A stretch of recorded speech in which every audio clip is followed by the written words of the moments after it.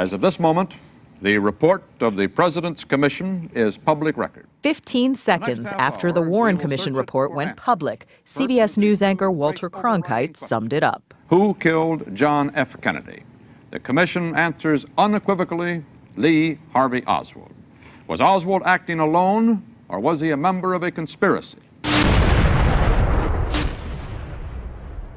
In the 1970s, the House Select Committee on Assassinations confirmed Oswald's involvement, but left the door open for the possibility of another gunman. Secret Service men all around. The conspiracy theory has been kept alive by other revelations over the years, like a reported plot to kill Kennedy in Chicago 3 weeks before Dallas. But few things fueled Americans' belief in a conspiracy more than this. Once you conclude the magic bullet could not create all 7 of those wounds? In his 1991 film, JFK, director Oliver Stone made what might be the best-known case against the Warren Commission report. And by definition, there had to be a conspiracy. 22 years later, Stone is still convinced he's right. Governments lie. And everything we've learned since 1991 when the film came out has reinforced the notion that the governments have not been straight with us. The car that carried Vice President Lyndon Johnson through the streets of Dallas was one of a million reminders that he, who had once been among the most powerful men in the country, was now, in his own opinion, a nobody, washed up. The car was a Lincoln like the president's, but Johnson's Lincoln was a rental. And it didn't get any better as he looked up the road and all he could see were the throngs that had turned out. Bigger crowds than anyone had expected, but crowds that were turning out to see John F. Kennedy, Johnson's political rival, the man he believes had taken away not just the nomination for the presidency in 1960, but perhaps his last best chance ever to become the president of the United States. I want to first talk about the mastermind, Lyndon Baines Johnson. There were 3 scandals that were operating in 1963, and Johnson was in hot water. These were part of his prior psychopathic behavior, the Bobby Baker scandal, the Billy Saul Estes scandal, and the Fred Horth scandal. They were considering investigating Lyndon Johnson's ethical behavior. Bobby Kennedy wanted to get him off the ticket for 1964. He was in deep trouble. He did not like JFK, and he particularly did not like Robert Kennedy. So during the Billy Saul Estes case, Billy Saul Estes was arrested and charged with fraud, and Johnson's fingerprints were on it. And Bobby Kennedy said, if you implicate Johnson, he'll get him out of prison. He was the Attorney General. He could have done that.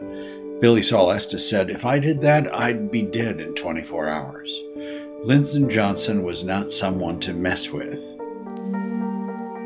When Bobby Kennedy finds out that Johnson will be on the ticket with his brother, he's horrified, and he tries to stop it. Johnson knows this, and their mutual hatred becomes the enduring blood feud of their lives.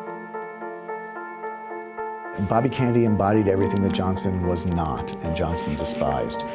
He was rich, he was good looking, he was full of intellectual fervor.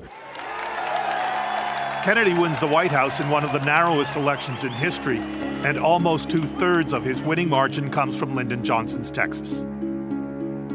But the vice presidency is a miserable experience. Johnson quickly learns that he has no power except what the president gives him, and that is almost nothing. Worse, he is a thing of ridicule in Kennedy's glamorous and sophisticated Washington. He had a mistress. Her name was Madeline Brown. The night before the assassination, he was in a secret meeting, and he stormed out of that meeting, and this is what she said.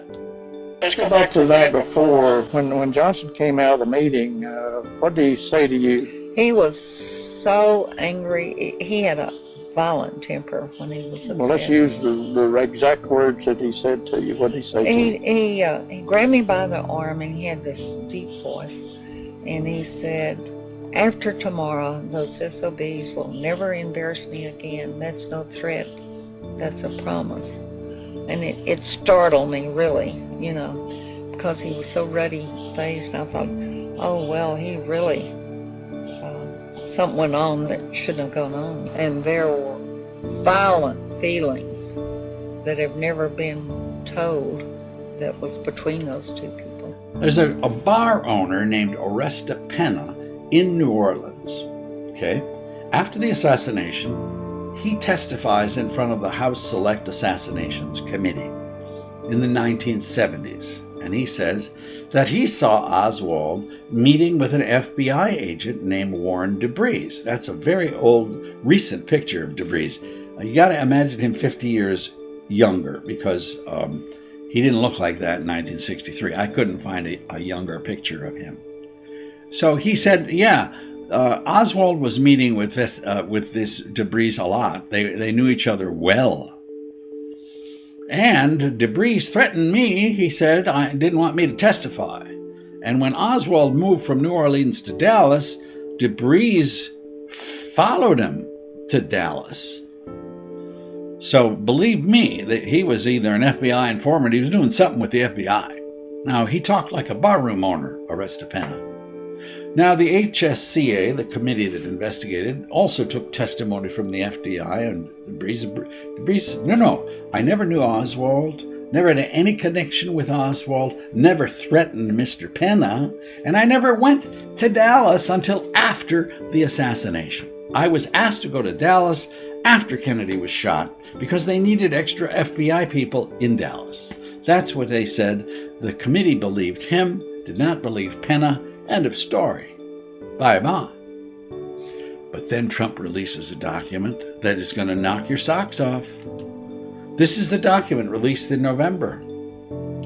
It is requested that this case be reassigned, inasmuch as the agent to whom this case is assigned at present will be absent from the New Orleans office on special assignment at Dallas for an indefinite period.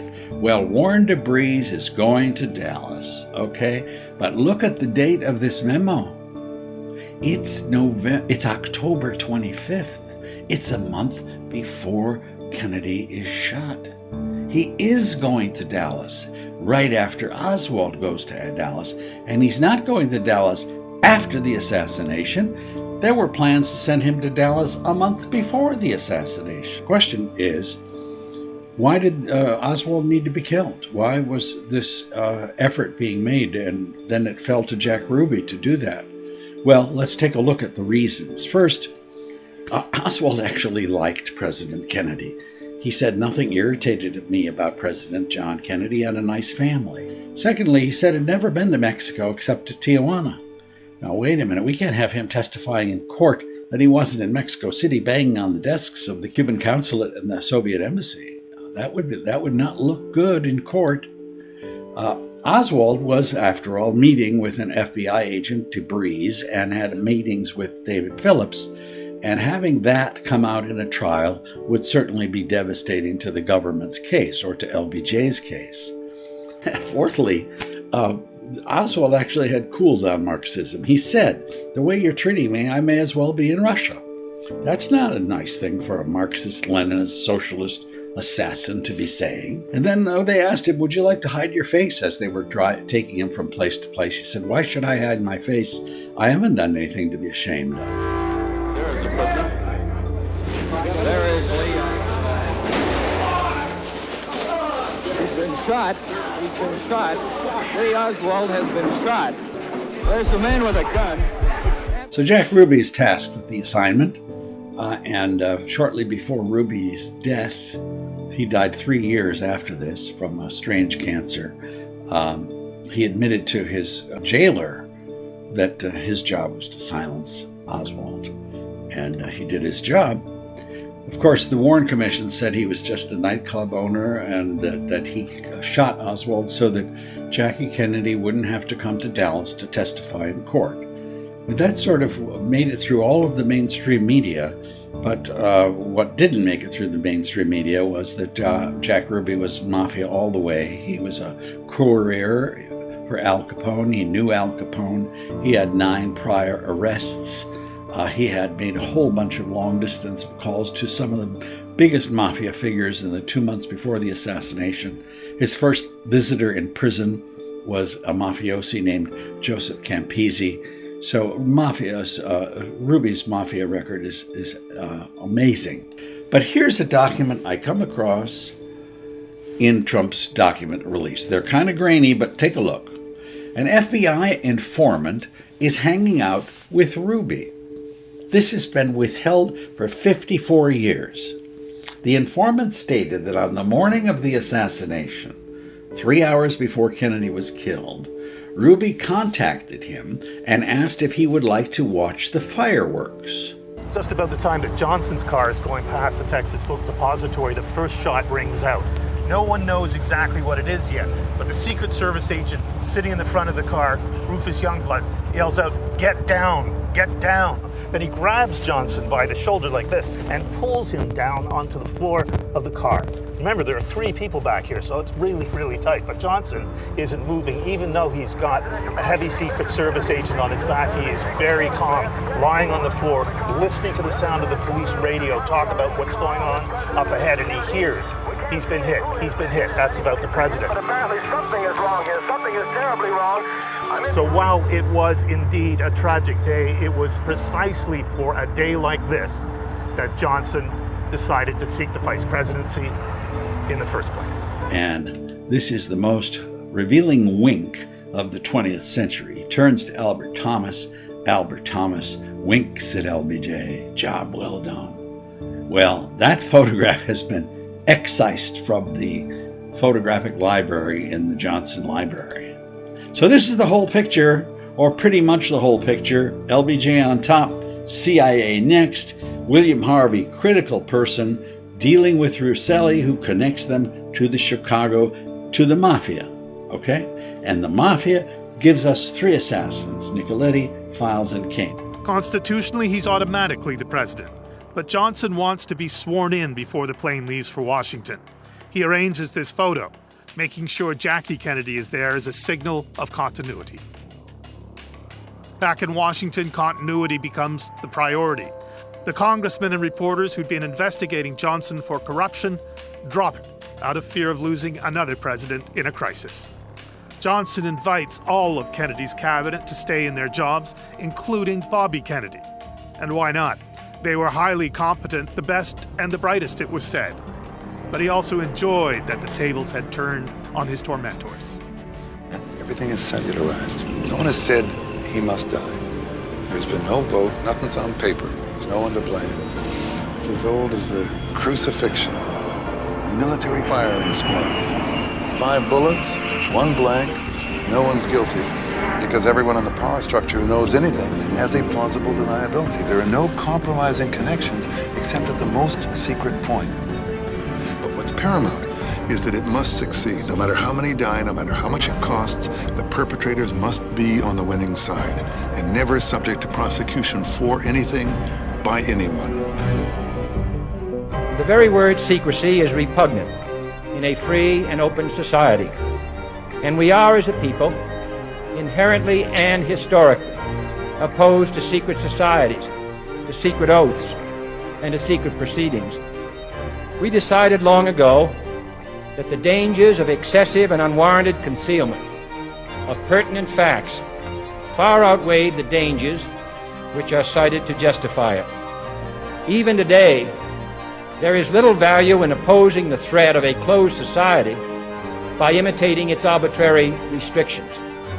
Even today, there is little value in ensuring the survival of our nation if our traditions do not survive with it.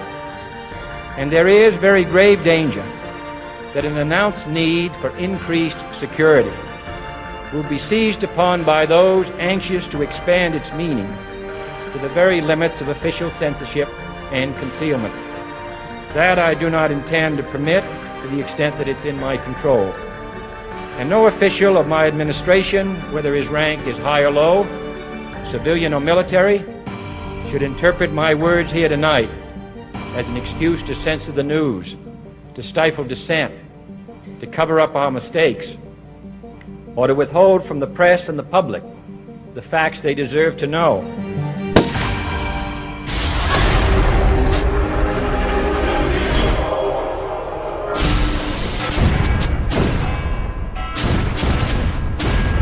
government at all levels must meet its obligation to provide you with the fullest possible information outside the narrowest limits of national security.